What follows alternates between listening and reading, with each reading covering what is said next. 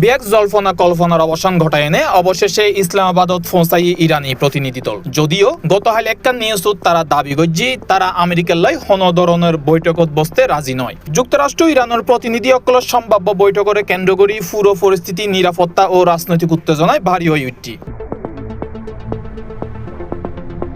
আজকের শনিবার 11 এপ্রিল পাকিস্তানত ইরান যুক্তরাষ্ট্র যুদ্ধবিরতি আলোচনাত অংশ লেভেলে আয়ুন মার্কিন প্রতিনিধি দলের নেতৃত্বে আছে ভাইস প্রেসিডেন্ট জেডি ভেন্স। এই প্রতিনিধি দলত প্রেসিডেন্ট ট্রাম্পর বিশেষ দূত স্টিভ উইটকফ এবং ট্রাম্পর জামাতা জারেড কুশনারও আছে। এছাড়া প্রায় 100 সদস্যের একখান অগ্রবর্তী দল ইসলামাবাদত পৌঁছাই আজিয়ে ভোরে।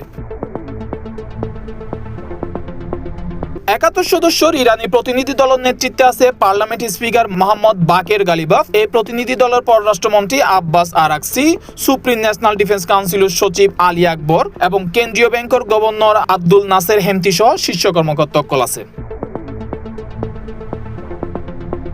এই আলোচনার মূল লক্ষ্য হইল 2 সপ্তাহ একখান যুদ্ধবিরতি কার্যকরকরণ এবং মধ্যপ্রাচ্যের চলমান সামরিক উত্তেজনা প্রশমন করা।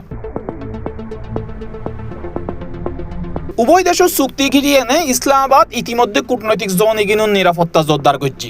গুরুত্বপূর্ণ রুট চলাচল সীমিত, গোয়েন্দা নজরদারি বৃদ্ধি ও বিদেশি প্রতিনিধি দলের নিরাপত্তা নিশ্চিত করি বেলায় অতিরিক্ত বাহিনী মোতায়েন করছে। গোড়া শহর জুড়িয়ে এনে যেন অঘোষিত একখান জরুরি অবস্থা চলে। রিপোর্ট অনুযায়ী আলোচনার কেন্দ্রবিন্দু হইতে হয় একখান বড় ইস্যু লই এনে আঞ্চলিক যুদ্ধবিরতি স্থিতিশীলকরণ, পারমাণবিক কর্মসূচি লই এনে সমঝোতা, মধ্যপ্রাচ্যের সামরিক উত্তেজনা কমানো এবং জ্বালানি ও হরমুজ প্রণালীর নিরাপত্তা কাঠামো। দুই পক্ষের অবস্থান এখনো দূরত্বপূর্ণ হইলেও আলোচনার টেবিলত বইবের সিদ্ধান্তই অনেকেই একখান ডিপ্লোম্যাটিক উইন্ডো হিসেবে দেখের। আন্তর্জাতিক সংবাদ মাধ্যমে জানাই ইরান 10 দফা প্রস্তাব দিতে যেটা আছে ভবিষ্যৎ সামরিক হামলা নইবের নিশ্চয়তা, ধীরে ধীরে মার্কিন সেনা উপস্থিতি কমানো, হরমুজ প্রণালীর ব্যবস্থা লইনে নতুন কাঠামো, অন্যদিকে যুক্তরাষ্ট্র সার ইরানের পারমাণবিক কর্মসূচি নিয়ন্ত্রণকরণ, ব্যালিস্টিক ক্ষেপণাস্ত্র উন্নয়ন সীমিতকরণ ও মধ্যপ্রাচ্য স্থিতিশীলতা নিশ্চিতকরণ। এই আলোচনা সফল হইলে মধ্যপ্রাচ্য দীর্ঘমেয়াদী শান্তির সম্ভাবনা তৈরি হইব, তেল ও আঞ্চলিক নিরাপত্তা স্থিতিশীল হইতে পারে।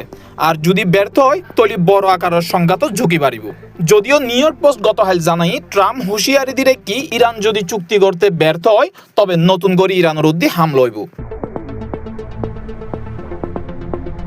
বিয়াক মিলে এনে ইসলামাবাদের এই বৈঠক শুধু 2 দেশের আলোচনা নয়, এন একখান রাজনৈতিক পরীক্ষা যেটা ফলাফল নির্ধারণ করিব পুরো অঞ্চলের আগামী দিনের মানচিত্র। International desk, C+ TV।